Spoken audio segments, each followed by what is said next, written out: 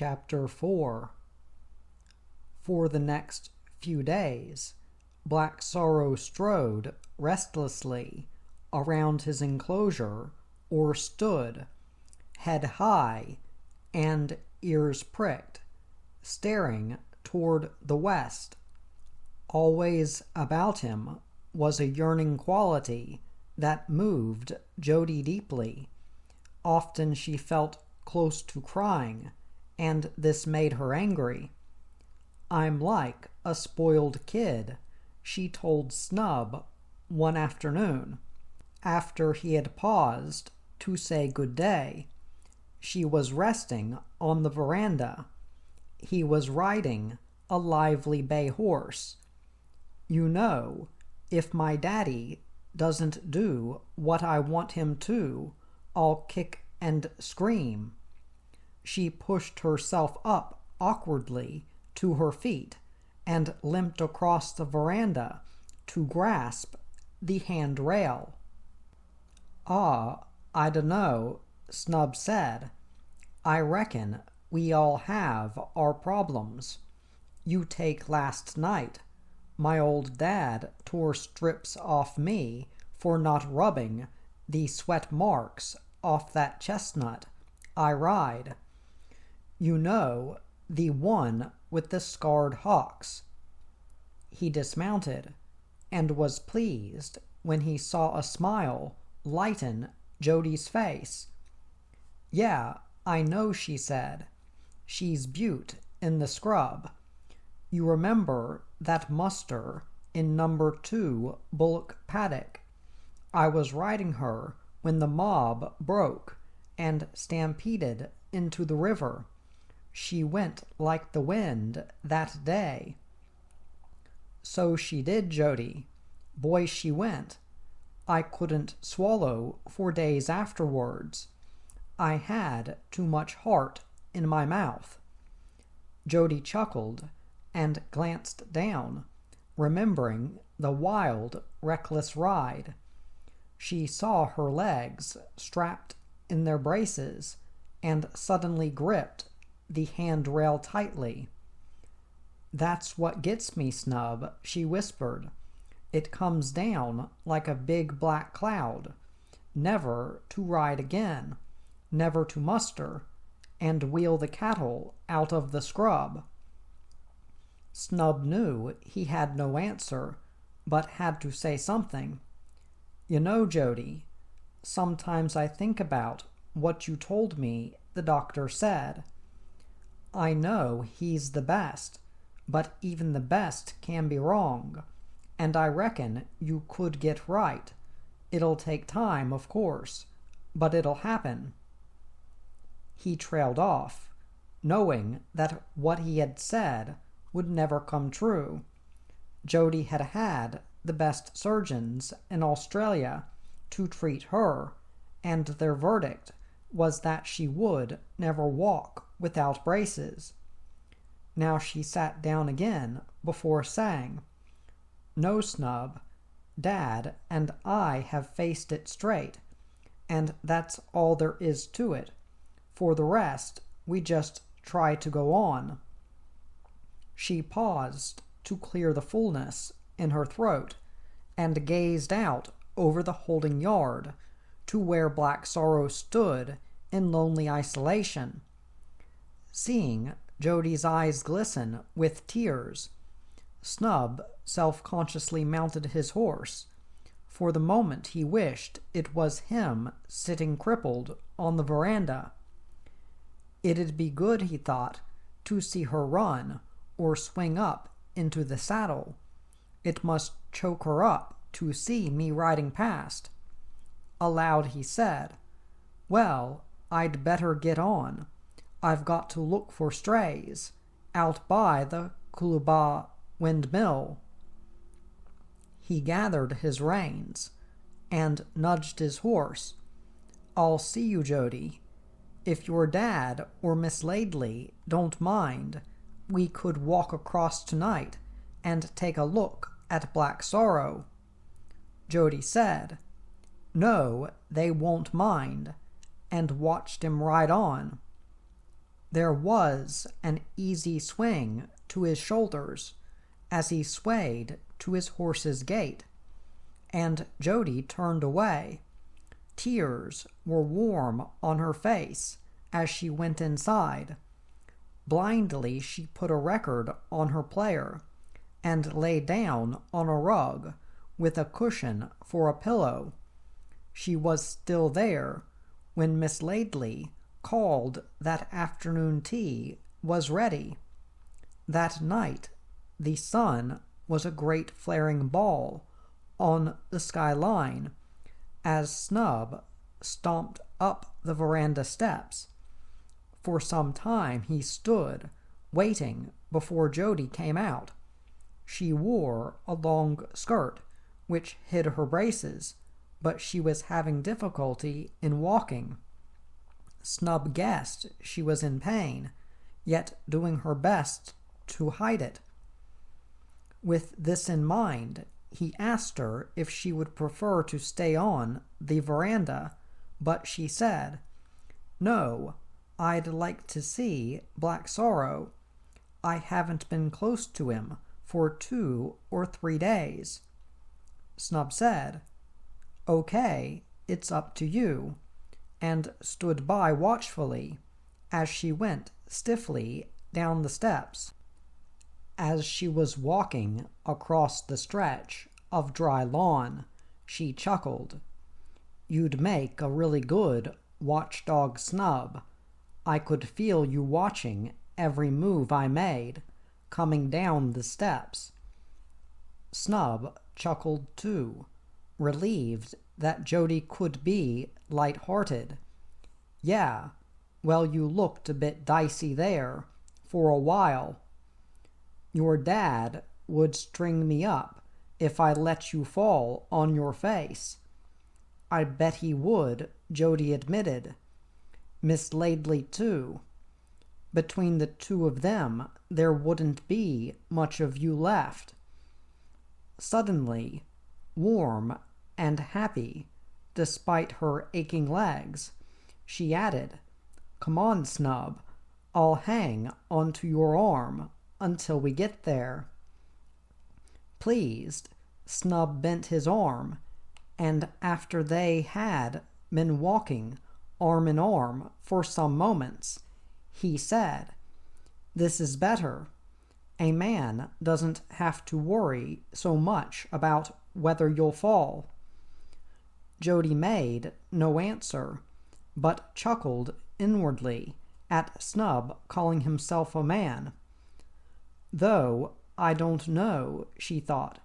"He's 16, so I guess he's not far off being one." When they reached the rails nearest Black Sorrow, they disengaged arms to peer in. The great stallion snorted, stepping light-footed as he came toward them. He was close when he suddenly reared and struck viciously, splintering the rails above them. Jody gasped and tottered backward before being grasped on the arms by Snub. He held her until she had regained her balance, then let her go. Frightened and puzzled by Black Sorrow's sudden attack, Jody stared in disbelief as he reared again, slamming his hooves on the rails. Frightened, too, but trying not to show it, Snub whispered, "He's like your dad and mine say, a killer. A real killer. Look at his eyes. They've gone red, as if there was a fire behind them." It was true. Burnished in the last rays of the setting sun, Black Sorrow's eyes glowed red. There was a wildness about him that made him part of the earth and sky. "He's beautiful," Jody whispered, "but frightening.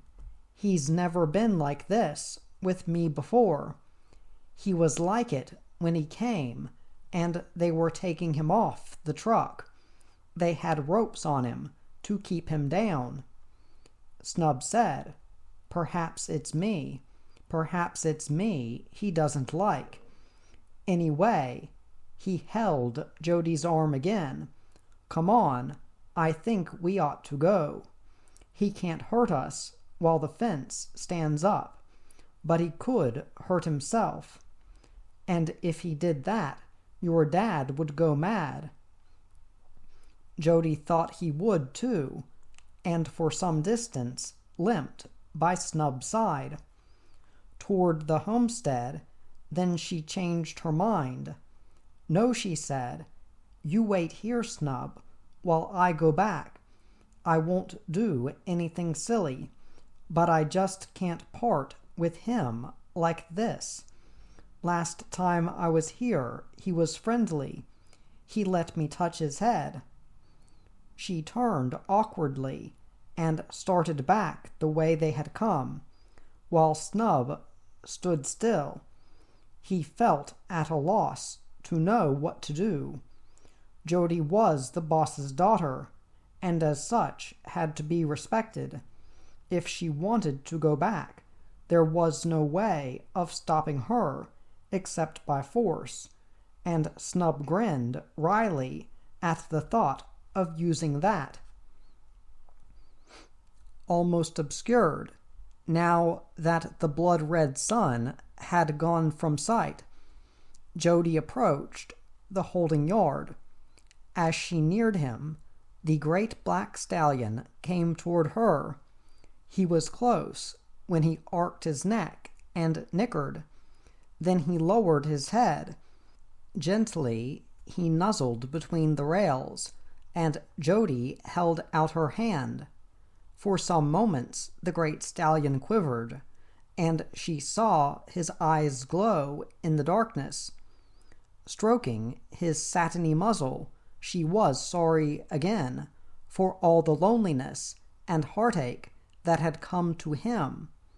Tears came to her eyes, and she felt useless and empty. She wished again that she were free of her leg braces, free to cut and saw down the yard rails, free to hack-saw the padlocked gates. "But I'm not," she whispered, sliding her hand onto the shaggy-maned neck. "I'm not Sorrow." The great horse nickered, sensing the gentleness that was in her. Then Jody's father appeared on the veranda, shouting, "Are you out there, Jody? Come on in if you are." Black Sorrow heard the voice and wheeled away to lash and kick at the rails.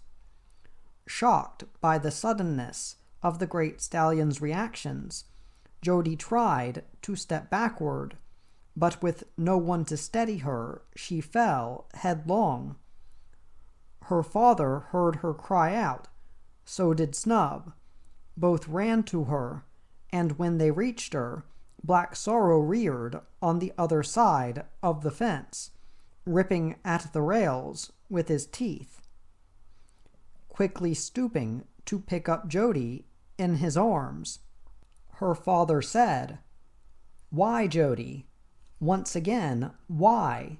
You know he's an out and out bad one."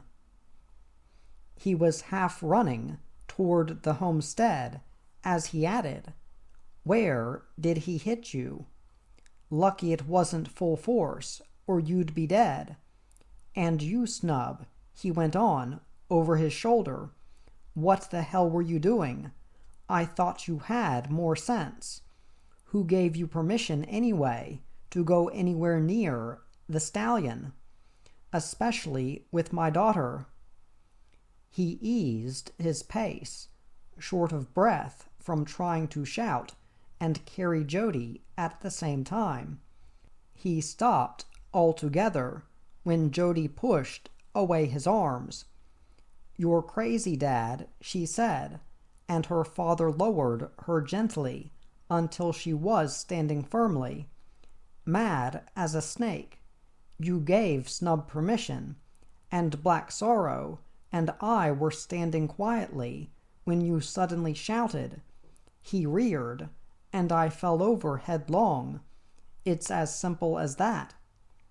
"Simple," her father said, and tucked her arm within his. "There's nothing simple about that horse. He's a villain right through." Relief was flooding through him, and he wanted to say more, yet he couldn't find the words. Instead, he squeezed Jody's arm and pretended not to notice when Snub came to walk on her other side. When they reached the veranda, he asked Snub if he would like to come in for a cup of tea or coffee, but Snub said no. "Jody's had a shock," he added, "and I reckon you'll want to help her get over it." As he left, Miss Laidley came to help Jody inside, and Mr. Wyndham sat down on a cane chair. Staring out toward the now moonlit skyline, he wondered again what was right and wrong. Give in to Jody because she was a cripple, or make her live life as ordinary people lived it, with all its frustrations and arguments. In the old days, he told himself, I wouldn't have given in to her, come fire or flood. That horse would have been in the rodeo ring, and that's where he's going to be. I love her too much to give in, and if I did, it wouldn't be good for her. Taking his pipe from his pocket, he remembered, as he lit it, Jody's first days home from hospital, her inability to use her braced legs properly, and to accept that she would never ride again, never gallop her horse down a scrub-clad slope, or spur it headlong after a breakaway bullock. Now gradually, acceptance was coming. She was molding her outlook to the limitations imposed by her legs. And that Brumby horse, Jody's father thought, has urged her along. She's had more fret and strife over him than anything else. And while she's worrying over him, she's forgetting herself, and that's the main thing. Feeling happier, Mr. Wyndham walked to the edge of the veranda and tapped out his pipe. Yawning, he went into the dining room and switched on the television to watch the late news. Out in the moonlit holding yard, Black Sorrow whinnied. It was a sad and mournful sound, drifting away into the distance. Erect and tense, with his tangled mane and tail rifling in the light breeze, he listened for an answer, but there was no answer, only the soft whispering rustle of the fitful night breeze. Chapter 5. In the morning, after breakfast, Mr. Wyndham said, "According to the radio, there's been rain between here and Yarrawoola, so I think we'll move the stock out today. That way we're covered for any hold-ups. We could strike trouble where the road isn't sealed." His brown, lined face showed the happiness he was feeling. It was as if he was already seeing the saddling chutes crash open and the wild cattle and horses hurtling out. Jody said, I suppose it's no good asking you whether you've changed your mind about Black Sorrow. Don't, Jody. We've been through all that before. Just leave it where it stands. For some reason or other, you've gone crazy over this horse, but the plain facts are he's a scrubber, a Brumby scrubber. Miss Laidley served him with bacon and eggs, and he munched contentedly, staring out of the open window to where a big cattle truck was being loaded in the distance. Other empty trucks stood nearby. Jody sat quietly for some moments, watching his face. She felt sure he would not change his decision about Black Sorrow, but knew she had to try. Pushing away her half-eaten breakfast, she said, "You know you can't call him that, Dad. He's a beautiful horse. You've got 2 blood stallions down there in the stables." She gestured toward the stables behind the big barn, "and neither of them is as good as Black Sorrow." "He's beautiful, Dad, and you know it, and you know, too, there's a kind of strange and haunted feeling about him that would tear anybody's heart in two." She paused and broke a piece of crust into small pieces. "Snub knows and senses it, so you must." Her father smiled and stood up to leave, before adding, "Have your bags packed, ready to leave at 10:30. I'll be around in the station wagon then. Don't forget the pillows and blankets." The station wagon was specially fitted with a mattress for taking Jody on long journeys. After her father had gone, Jody helped Miss Laidley to pack her bags, then went to the window to glance out. Across, in the long holding yard, 4 stockmen had just unlocked a gate and were riding in. They sat their horses easily, holding coiled ropes in their hands. Then Jody gasped as Black Sorrow strode toward them. There was no pause or hesitation in him, only a fierce, vicious drive that carried him forward. He was close when the men flung the loops of their ropes around his neck. But before they could tighten, the great horse reared and wrenched backward to drag 2 of the men from their saddles.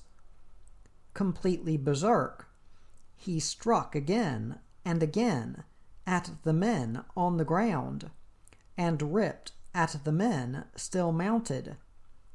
Dourly they kept their ropes fastened to their saddles, and despite the great strength of the stallion and his heaving, towering weight, they managed for just a few moments to hold him off, the 2 fallen men.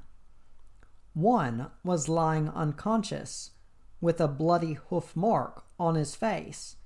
The other dragged him toward the rails. Free, their 2 horses galloped away to the far end of the yard, leaving the 2 cast ropes dangling from the stallion's neck. As Jody watched, she saw Snub and another tall young stockman come running from the machine shed. The stockman was Dula Smith, who usually lived and worked at an outstation. He had come in to help with the stock and to ride in the rodeo. Swiftly, the 2 snatched at the reins, trailing from the loose horses, and mounted them. We'll go straight at him. When he's up in the air, Dula shouted, and grab at the ropes. Clem and Jonesy know enough to give us room. Even while he was shouting, Dula was urging his horse to full gallop, while Snub rode close behind. Clem and Jonesy saw them coming and spurred to one side. Then Dula reined in, and for a hovering moment he and Snub clawed for the ropes dangling from the stallion's neck. Then both broke clear, hitching the ropes to their saddles. As the 4 ropes tightened, Mr. Wyndham came swiftly in his Land Rover and braked to a halt outside the yard. "Don't choke him," he shouted, and ran toward the dismounted stockmen. "Don't choke him, whatever you do. Just hold him while I see how Charlie is." Charlie was now sitting up, holding his head in his hands, while his mate, Jono, fanned him with his hat. "He ain't too bad," Jono said, when Mr. Wyndham came over. He spat out 2 teeth, but nothing else seemed to be broke. Mr. Wyndham touched Charlie's battered face, then peered into his eyes. He shouted to Miss Laidley, who had joined Jody on the veranda, "Get on the phone to the flying doctor. Either Bruce or Farley should be on call. Tell 'em Charlie's pretty busted up." Miss Laidley waved in agreement and went inside the homestead. Jody limped over to her father. The sight of the stockman's face made her feel sick, yet she fought it back to say, "Can we do anything while we're waiting, Dad, or is he best left alone?" Mr. Wyndham hesitated, and Charlie answered the question. He was a simple man who loved the peace and the quietness of the bush. "I'm right, Miss Jody," he said, "and don't you go worrying. You've had your share of trouble, and that's for sure. Just so long as I'm in the shade and a mug of tea at my elbow, I'll be right. One of them flying doctors will soon fix me up." He closed his eyes and rested his head on his hands again. Mr. Wyndham peered through the rails for some moments to where the stockmen were fighting to hold Black Sorrow. "We can't hold up the show," he said.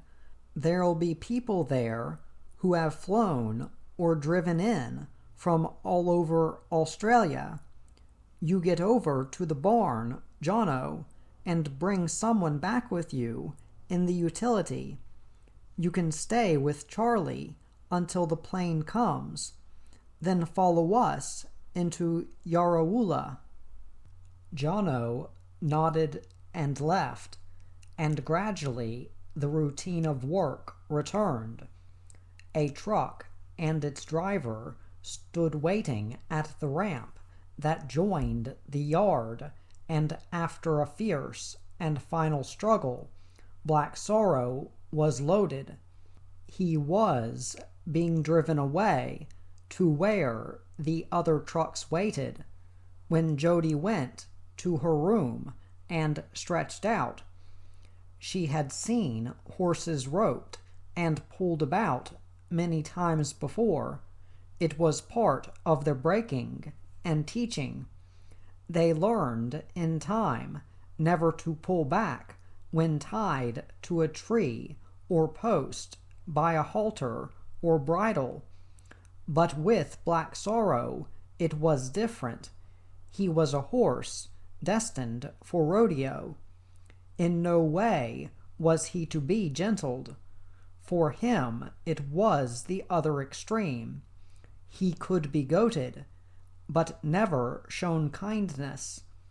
Suddenly tired, though it was still early, she gazed up at the ceiling, as if dreaming.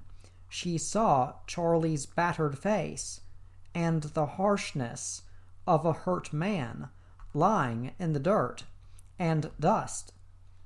And she saw Black Sorrow, savage beyond any horse she had ever seen. Yet she was sure the savagery stemmed from hurt. He was what he had been made. Some horses, like some humans, could be beaten into submission, and similarly, some horses, like some humans, could never have their spirits broken. They could never be subdued by cruelty. Only love and care could do that. Jody was dozing when her father and Miss Laidley came to help her into the station wagon. They tucked a blanket around her, even though the day was warm, and pulled the blinds over the rear windows to shield her from the sun.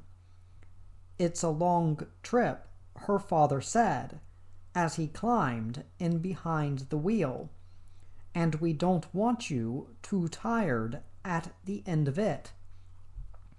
There'll be a lot to see, now the whole town's gearing up for the rodeo." He started the engine and drove away, following the small convoy of trucks ahead.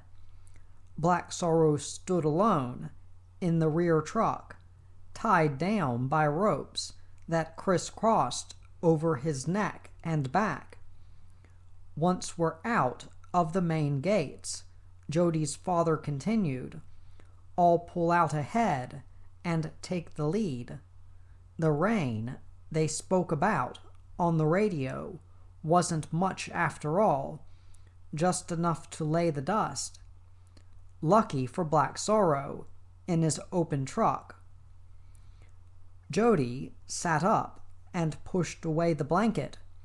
"Yes," she whispered, and gazed ahead to the truck carrying Black Sorrow. "I was just thinking about him, about what he did to Charlie, and about what's been done to him."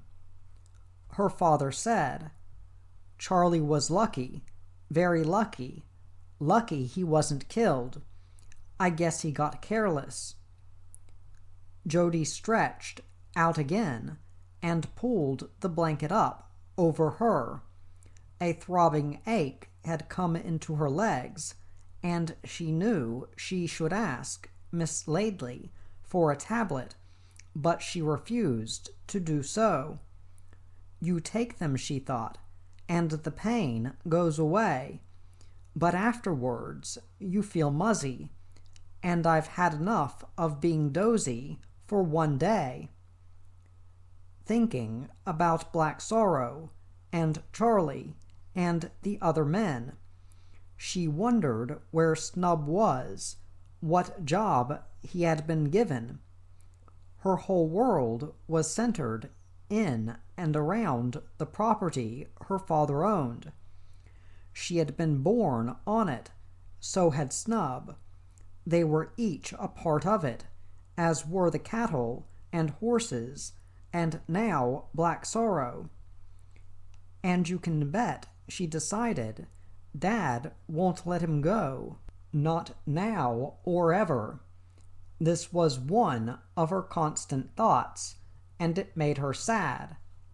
Settling back, she watched the wide brown stretches of bush through the car windows. To many it would have seemed a dry and desolate land, but to Jody it was beautiful, and she wanted no other, only the health and strength to enjoy it as she used to.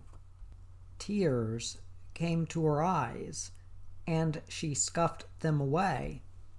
Gazing ahead, she saw the truck carrying Black Sorrow lurch into a rut. The great stallion staggered and reeled, frantic to break free. "And I've been crying for myself," Jody whispered, "when I've got so much. Yet he's got nothing, and still he fights." Miss Laidley asked, "What's that you say?" But Jody made no answer, and Miss Laidley did not repeat her question. When the main gates were reached and left behind, the road widened.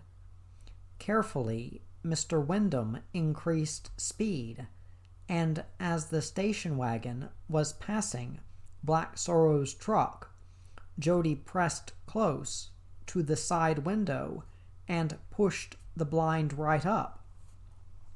Shading her eyes from the glinting sun, she looked across to Black Sorrow. The great horse was quiet again, standing head bowed as he swayed to the truck's movement. He glanced at the passing station wagon, but there was no recognition in his gaze, only a blind, unblinking stare that saw neither tree nor shrub nor passing car. And Jody sensed that the stallion knew he was being taken farther and farther away from the great red land that held his freedom. The station wagon was spiriting toward the lead of the convoy when Jody let the blind drop.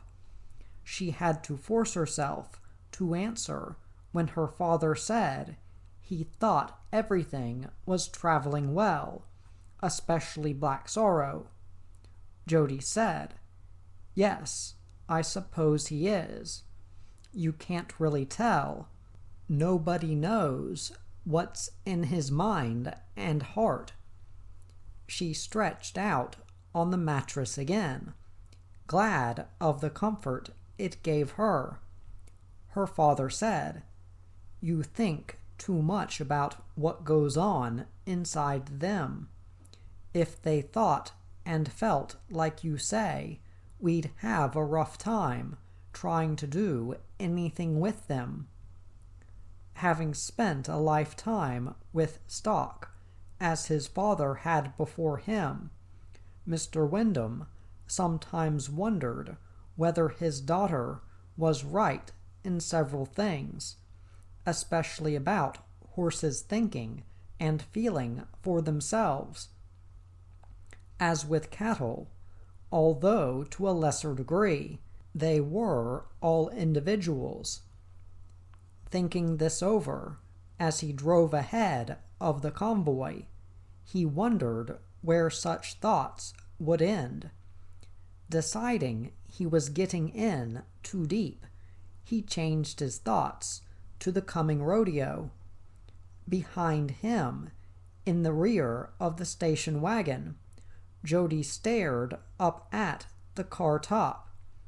Her wish was that Black Sorrow would somehow break free, leap from the truck, and gallop the countless miles back to the high red ranges. But the ropes were green hide, the truck timbers solid, each held more strength than even the strength of a stallion. Black Sorrow stood, swaying to the truck's movement. He saw only the ropes and timber bars that held him prisoner. It was dark when Mr. Wyndham led the convoy into the Yarrawulla rodeo grounds. Breaking to a stop, he climbed out from behind the wheel and told Miss Laidley to drive on into Yarrawoola, to the Castle Hotel, and see Jody to her room. Miss Laidley reached for the ignition key, but Jody stopped her by scrambling up. "No," she said, "I'm not leaving here until I've seen Black Sorrow unloaded. I promise I won't interfere, but I want to see him unloaded, that's all." Her father was pleased, though he hid the fact, as he said, "All right, but watch how you go," and turning to Miss Laidley, he added, "If she wants to go to the pub before I'm ready, would you take her, please? I'll leave the keys with you." Miss Laidley said, "Good," though she thought otherwise. A warm bath and a good meal seemed more worthwhile to her than the unloading of 1,000 horses. Yet she cared for Jody and quickly helped her out of the back of the station wagon.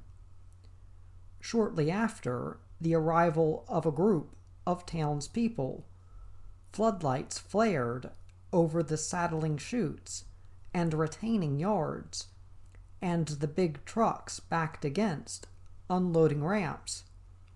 Within minutes, urged by the men who had traveled with them, the wild Brahmin bulls and bullocks trampled down into one set of yards, and the snorting, fiery rodeo horses leaped and jostled down into another. Black Sorrow was left until last, savage again, now that men were clustered about him. He reared and struck as he was forced down into a circular yard that had a solid timber wall all around it. Once the great stallion was in, and the door slammed and locked behind him, Jody turned away. She was pleased when she saw Snub coming toward her, carrying half a bale of hay. He dumped it down and grinned when he saw Jody smile. "I've been chasing around, feeding hay to the stock," he said, "and this half bale is for Sorrow. How is he?" "He's all right," Jody answered, "though as you can guess, he's had a pretty rough time, one way and another. He's in the round sand yard, where they let the horses roll at picnic race time." Snub said, "Yeah, I know, and it's good too, because you can open the top half of the door like a stable. Sorrow won't get too stirred up when I throw him the hay."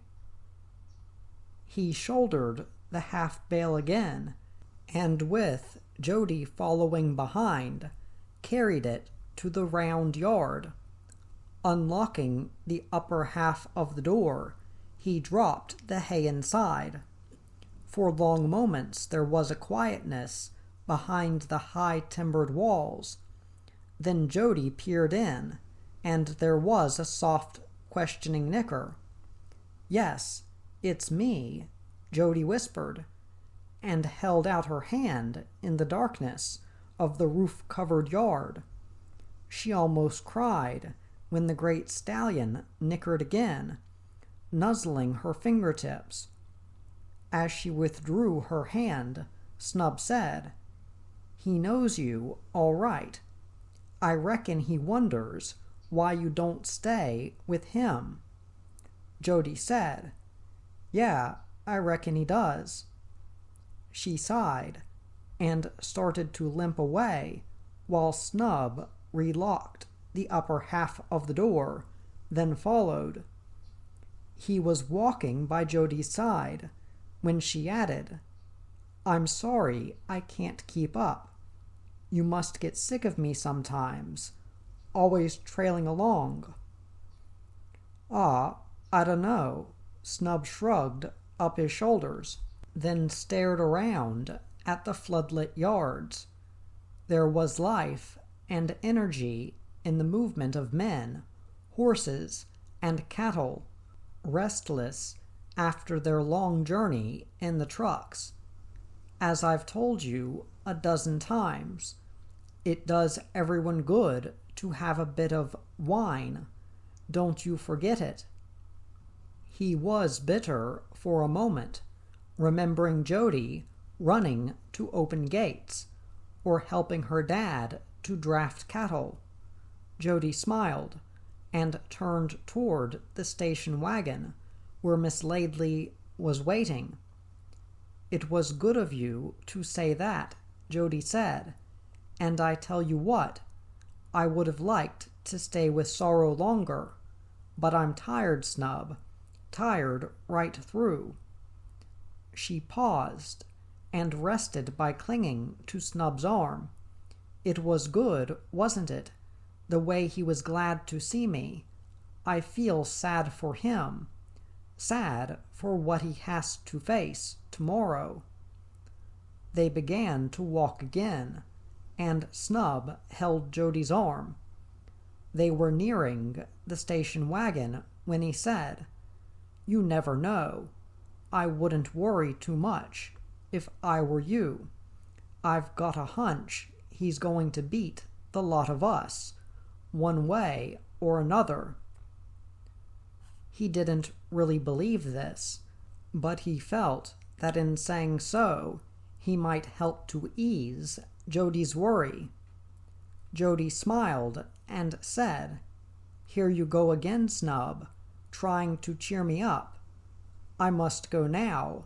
I'll see you tomorrow." "I guess you'll be staying the night with your mom and dad." "No," Snub said. "Mom's got a room in the motel, and Dad and I are camping in the feed truck with the rest of the men. I've got the job of boiling the billy first thing in the morning." "Good for you," Jody said, and after saying good night, clambered in beside Miss Laidley in the front seat. She wished, as the station wagon moved away, that she was camping with her mom and dad in a big tent, as in other years, but she knew those times would never come again. She was glad when they reached the Castle Hotel, and she was able to limp across the wide veranda into the foyer. People from the town and outlying properties who knew her or her father came to say hello and ask how she was, and Jody told them that she was fine. Some young people she had known since childhood wanted her to join them, but she felt exhausted now, and she was glad for Miss Laidley to help her upstairs. Once in her room, Jody fell onto her bed while Miss Laidley went to get something to eat. Jody said, "Not for me, Miss Laidley, thanks. If you could just help me with these braces after I've had a wash, all I want to do is sleep." She was in bed, and Miss Laidley had gone. Jody switched off the bed light. In the darkness, she remembered Black Sorrow and his stark aloneness. There was a yearning in him as great as hers. She had felt it again when he nuzzled at her fingers. In that touch, she felt he had questioned, begged her to give him freedom, just one turn of the key, so he could be gone. But she had left him locked in the darkness. Then her father came in quietly. "Oh, you're still awake," he whispered, and gently touched her hand. Young Snub told me you had been with him when he fed the stallion. I'm glad you did, so you saw he was all right. Now I'm off for some sleep. We've got a big day coming up tomorrow." He kissed Jody, and as he moved toward the door, she whispered, "Yes, I guess we have. Good night, Dad." When he was gone, she wished he could have stayed, so that in a roundabout way she could have asked him, again, for Black Sorrow's freedom. But she knew she couldn't.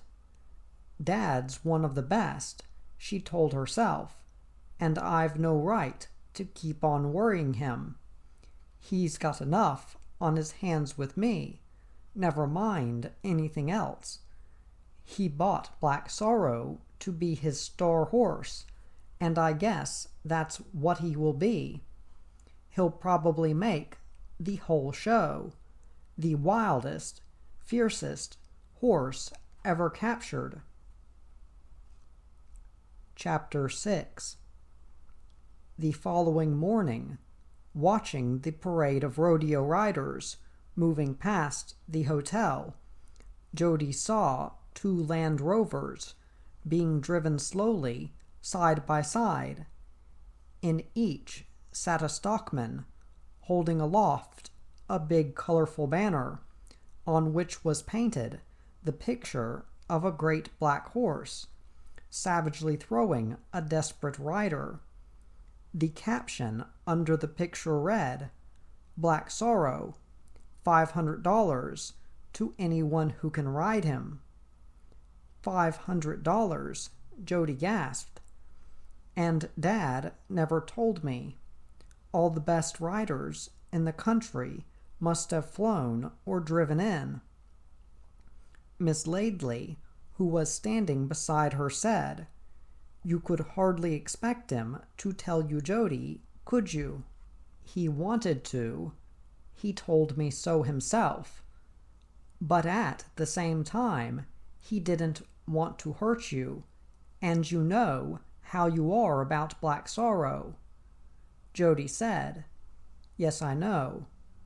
But what I don't understand is how everybody can be like they are about him." She glanced from the procession to the crowd on the hotel veranda and on the street. The bush people were smiling and happy, especially their broods of freckle-faced youngsters. For some moments she wished she was one of them, jostling along in the direction of the showground, or better still, one of the riders in the procession, as she used to be, side by side with Snub, just behind their respective fathers, who rode each side of her mother. But this year, Jody's father had decided not to ride, as had Snub and his father. Instead, they came by in a Land Rover, and beckoned for Jody and Miss Laidley to join them. As Jody was helped in, the longing passed away, and she felt only happiness as she asked, "Why didn't you tell me, Dad, you wouldn't be riding? And why didn't you tell me about Black Sorrow, about the $500 being offered to anyone who can ride him?" Mr. Wyndham made no answer as he carefully edged the Land Rover back into its place in the procession. Snub's father only grinned, content to leave any answer to his son. Snub said, "Well, Jody, you know how it is. We reckoned we would have missed you, so it was decided we would all come along together.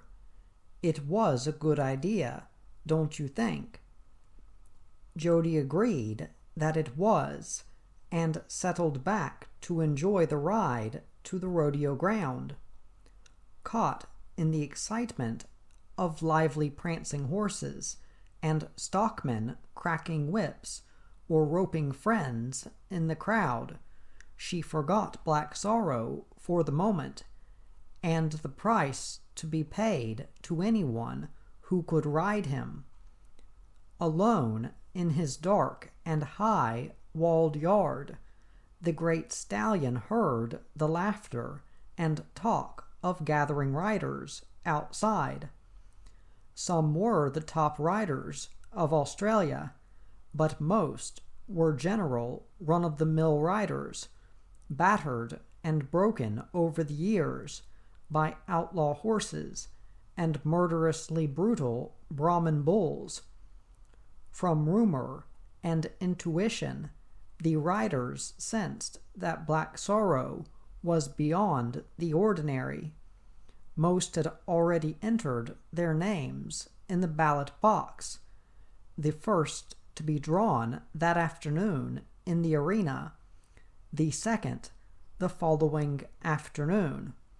2 rides in all on the mighty back of Black Sorrow, 2 rides of unknown savagery and skill. The riders tried to peer through the cracks in the structure of the stable doors and walls, but they neither saw nor heard any movement. Black Sorrow seemed ghostly in the stifling confines of his prison. Gradually, as the remaining riders and officials and roustabouts came in from the procession, interest settled on the saddling chutes, where the rodeo was due to start. Black Sorrow was left alone until Snub came to unlock the top half of the door and throw in half a bale of hay. The great stallion neither nickered nor snorted. There was a quiet stillness about him, as if he sensed the coming conflict. Man had always been brutal with him. Now, from afar, around the rodeo arena, came the shouting and screaming of a crowd gone berserk. A huge Brahmin bull was erupting from the chutes, spinning and twisting with mighty strength to throw the man who spurred and rocked on his massive back. For fleeting seconds, Snub listened, with the half door held open, and Black Sorrow stood as if carved in stone. Then the crowd's roar changed to a sighing moan as the giant Brahmin bull flung the man from its back and bolted around the arena.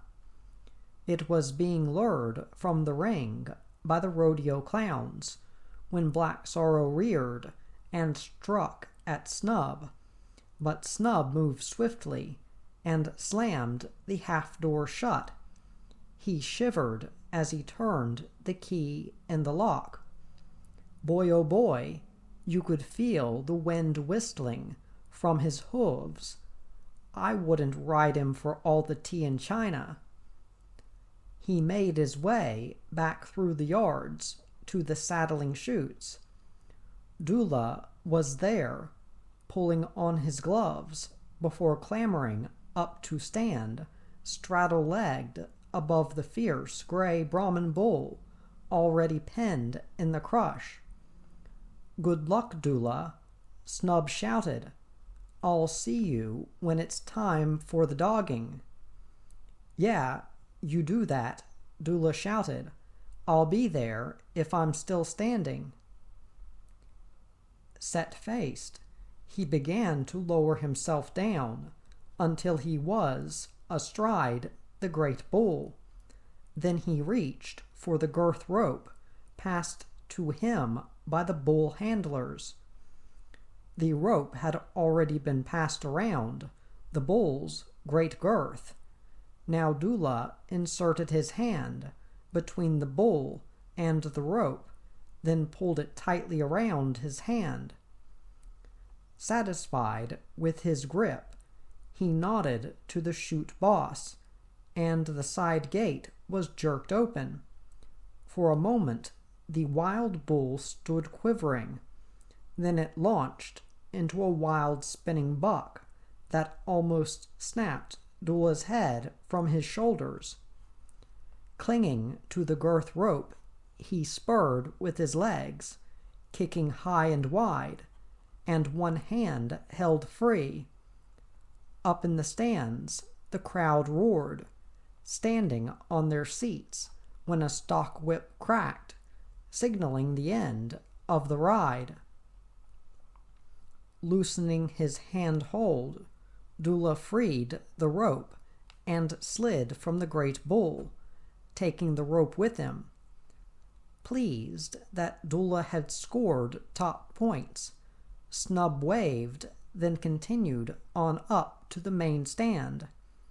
Jody was there, in the special official box, sitting between her father and Miss Laidley. She had a rug over her knees, and Snub thought how pretty she looked. But she's tired, he decided, and I bet she won't stay to see someone try to ride Black Sorrow. There was a roar from the crowd, and Jody's father stood up. "Now you're here, Snub," he said, "and can run any errands if needed. I'll get down to the chutes. I have to be around when they draw lots for the ride on Black Sorrow." He set his wide-brimmed hat straight and left, and Snub took his place next to Jody. "It's pretty good, sitting up here. I bet you had a good view of Dula's ride. He put up one of the best I've ever seen." "Yes, he did that all right." Jody hesitated and tucked the rug in about her. "All I hope is that he doesn't get drawn to ride Black Sorrow. That would be terrible." Miss Laidley said nothing. She sat horrified as a rider was thrown from a horse, then dragged around the arena with his foot caught in a stirrup iron. Miss Laidley gasped and turned away, and Snub said, "That was close. I think that's the worst thing that can happen, getting your foot caught up in the stirrup. It'll be terrible if it happens to whoever tries to ride Black Sorrow." He had a momentary vision of the great black stallion's hooves smashing down. Jody said, "Don't talk about it, Snub." She sat quiet for some time, watching the events in the arena, yet not really seeing them. She felt that, like Black Sorrow, she belonged to somewhere distant, somewhere far away, where she was free of the encumbrances on her legs, and could run and walk, leap and grasp at the life she had known and loved. Snub saw the look on her face and wished he could put his arm around her shoulders and hug her, just for a moment.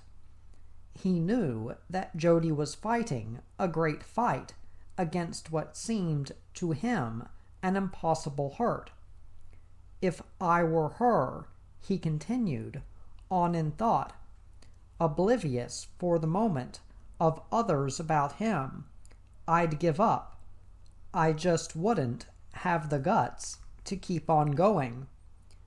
Yet gradually, because all his interest, like those of Jody, were centered on cattle and horses, he warmed again to the excitement in the arena. Jody came back to the realities about her, and enjoyed the thrill and skill of men and outlaw cattle and horses. Miss Laidley also rocked and swayed in the general exhilaration whenever an animal and its crazy rider erupted from the chutes. The sun was westering in mid-afternoon when a lull came in the events, and a tenseness tightened about the chutes. Along one of the covered alleyways that led to them, Black Sorrow came striding fiercely. Men outside the alleyway poked at him with long poles through the gaps between the upright timbers, urging him on, yet he strode as if oblivious to those who urged him.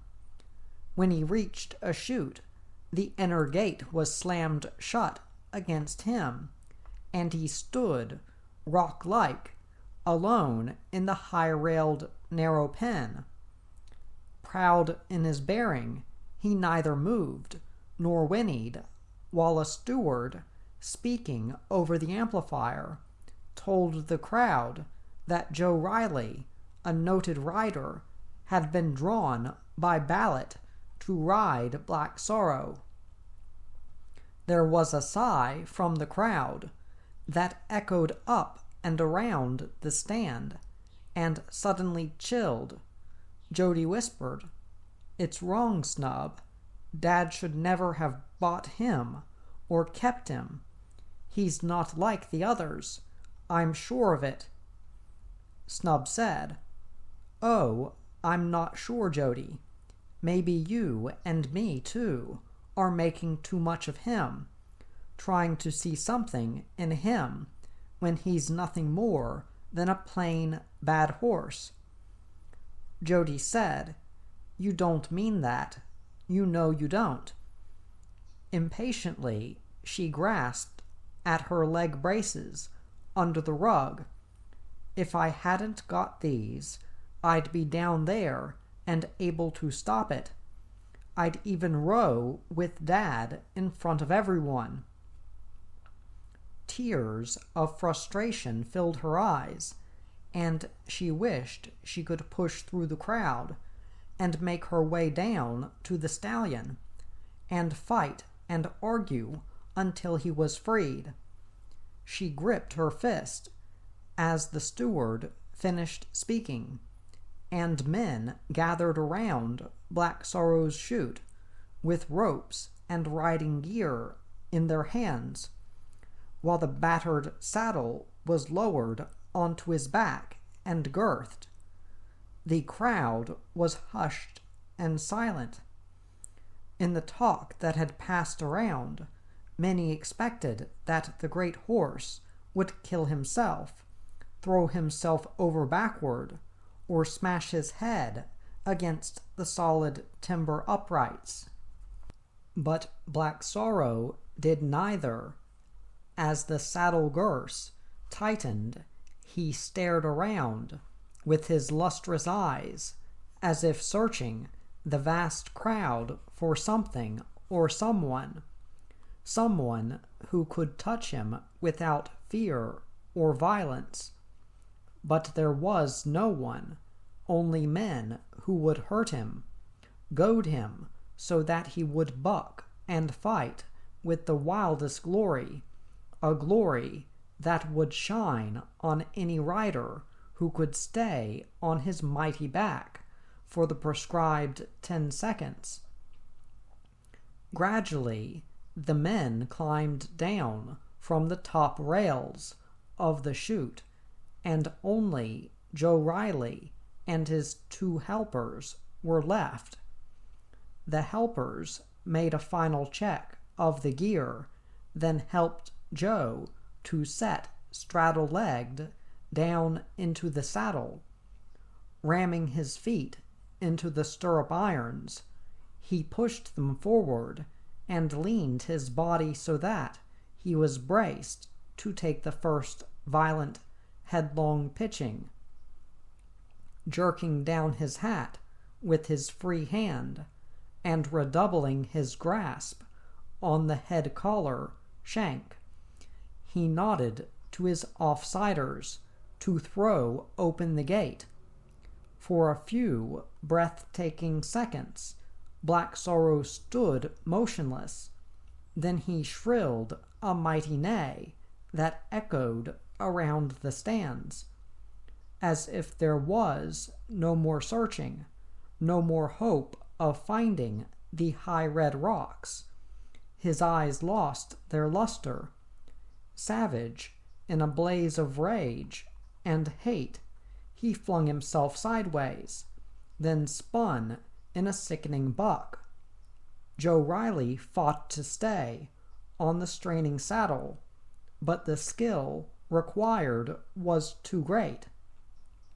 The great horse was beyond him or any other rider. Savagely, relentlessly, Black Sorrow reared and fell backward, crushing Joe Riley in the dust. As the crowd hushed into silence, 2 pickup men rode up and tried to catch the stallion by his halter as he stamped to his feet. But the stallion would not be denied. Baring his teeth, he savaged Joe Riley on the ground, then wheeled to rip and tear at the pickup men and their horses. High in the stand, Jody covered her eyes and sobbed. About her, the crowd's silence changed to shouts of fear and anger. One woman nearby shouted, "He's not a horse. He's an out-and-out killer. They ought to shoot him." Shocked, Jody pushed up from her seat and grasped Snub's arm. "Let's try to find out what they've done with him," she whispered. "I can't see a thing now they're all standing up." Down near the chutes, Black Sorrow reared and reefed, encircled now by extra pickup men. As he fought, ropes flickered out and looped about his neck. By the time the ropes were tightened, 2 men were down and sprawled in the dust near Joe Riley, while their horses limped away, torn and bleeding. Staggering from the ropes, cutting into his neck, Black Sorrow reeled in the direction the men goaded him. Gasping for air, the great horse fought the anger of the men. They were brutal now because he had badly hurt one of their kind and had injured others. They wanted revenge and hauled back viciously on their ropes. In a final, desperate lunge, the great stallion cleaved through the horses and their riders. Straining inch by inch, he dragged them behind him for a few short paces until a wrongly closed gate nearby swung slowly open. Pushed by a horned Brahman bull, massive in structure, the bull bellowed once, then lowered its head and charged. Caught by surprise, the mounted men swung on their ropes to drag Black Sorrow clear, but he was close to choking. The extra pulling only brought him nearer to death.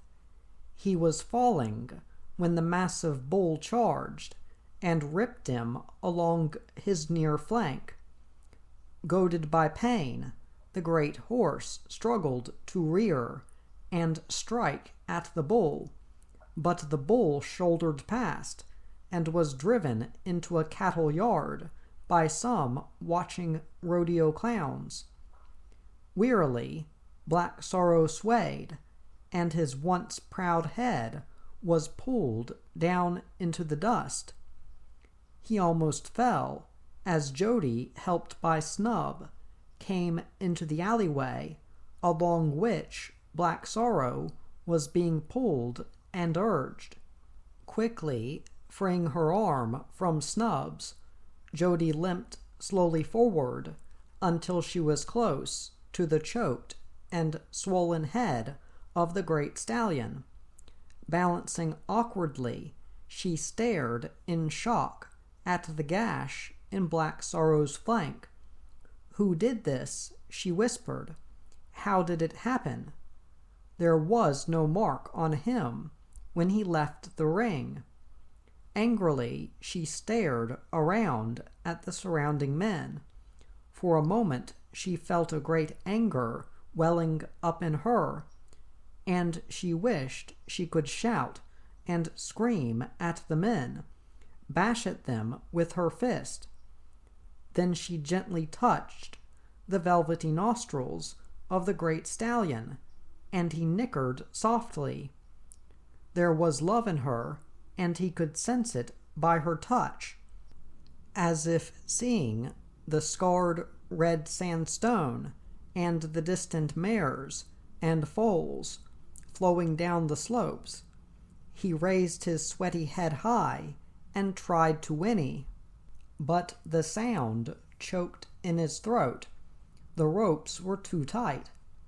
Awkwardly, Jody jerked each rope in turn, and the riders slackened them. "Now you can breathe," she whispered, and the great horse nickered again, nuzzling her outstretched hand. There was a quietness then, while horse and girl stood still. Around them was the noise and movement of stock in the yards, and men above and around the chutes. But there were no riders mounting because all the pickup men were gathered around Black Sorrow. Wondering where her father was, Jody said, "One of you had best go and bring my father. Tell him Black Sorrow is hurt and needs a vet." As a man reined back his horse and left, she suddenly felt weak. One leg felt almost as if it had turned to jelly. Watching her, Snub softly called, "I better not come near you, Jody, but you ought to rest." That was a long walk down from the stand. Jody said, "Yes, Snub, I know. I'm shaking right through, but I couldn't see them do what they were doing. Nor could I go away and leave that gash unattended." "No," Snub said, "you couldn't, Jody, but come away from him now." He held out his hand, hoping Jody could make the few yards safely. If I move toward her, he told himself, he might leap to savage me and knock her sprawling. The thought made him shiver, and he wiped his sweaty hands down his trousers. Jody sighed, sad at the hurt to the great stallion, and began to limp toward Snub. She was halfway there when she glanced behind. To her shock and surprise, the great horse was there, silent-footed in the dust. His head hung low, as if he was tired and wanted only her quietness. Gently, and crying with joy, Jody raised her hand and twined her fingers in his matted mane. Giant horse and crippled girl walked slowly together. They were close when Snub whispered, "Watch him, Jody. Watch him with everything you've got. Anything could startle him. Anything." He was still holding out his hand when Jody's father came pushing through the quickly gathering riders and rouseabouts.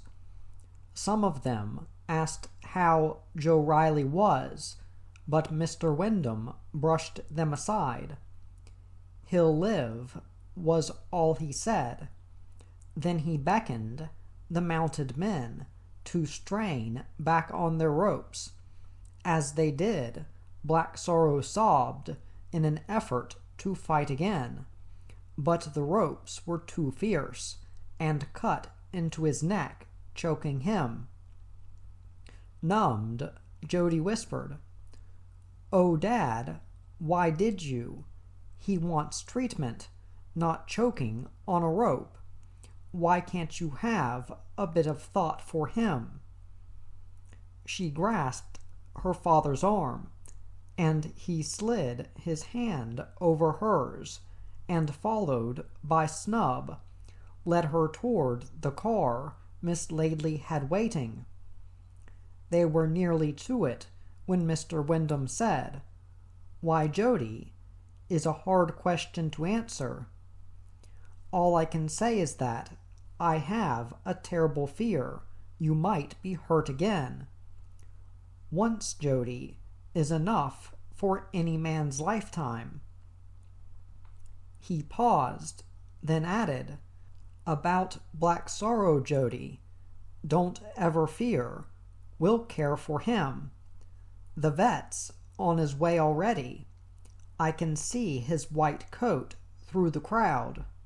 Miss Laidley overheard and sensed there had been some great stress. Quietly, she helped Jody into the car, then climbed in behind the wheel. "It's that horse," she thought, as she drove the car away, leaving Mr. Wyndham and Snub to return to the yards. "He'll be the death of her if they don't look out." Miss Laidley came from the city. She found it hard to understand either Mr. Wyndham's love for rodeo or his daughter's concern for the great black stallion. It seemed to her that Jody should be constantly under supervision in a safe and well-run home. That night, Jody went down to the hotel lounge in the hope that Snub might come looking for her. She felt sure he would, to tell her about Black Sorrow. Snub, she decided, settling back in a chair, is about the best there is. He does most things right, as he did this afternoon. I just didn't get the chance to tell him. The time passed, and later, instead of Snub, it was her father she saw coming toward her. Watching him, she felt sorry that they had to argue so often about Black Sorrow. Yet I have to, she thought, or I'd never get anywhere. Like Snub, he's just about the best there is. The thought made her smile, and her father saw it as he sat down. "Well," he said, "it's something that I can make you smile. Now, about Black Sorrow." He stretched his legs and stared down at his dusty boots. "Everything was fine when I left the yards, including Black Sorrow. I couldn't hear a sound when I came past his yard. After you left, we managed to get him in a crush. The vet sprayed the tear with some new stuff that helps the gash to heal pretty quickly. And he said, Sorrow will be okay. No need to worry about him any more. Especially now, I'll be turning him loose, taking him back to where he came from, and just letting him go." Jody stared. It was some time before she said, "Dad, you're the greatest there is. I don't have to tell you what this means to me." As she paused, her father looked around at the other people seated in the lounge. They were mostly folk he knew from many distant properties, and for a moment he wondered how many of them had known the tragedy he and Jody had known. Not many, he thought. It's not given to many, thank God, to see their wife and daughter go out all bright and smiling, then have them brought home, the one dead and the other crippled for life. He turned away, pretending to look across the lounge, before he added, "So what I think best, Jody, is to truck Black Sorrow home in the morning. In a day or two I'll make arrangements to have him sent back to where he came from." Jody grasped his hand and held it tightly. When she could speak, she said, "Thanks, Dad. Thanks a lot. And you're sure he'll be all right? Where he was horned will heal?" "Yes, he'll heal. Now come on, you'd better get upstairs before Miss Laidley comes looking for you." He helped her to her feet, and arm in arm they moved toward the wide staircase. Neither saw nor heard the many who glanced after them, but each was aware of the closeness of the other.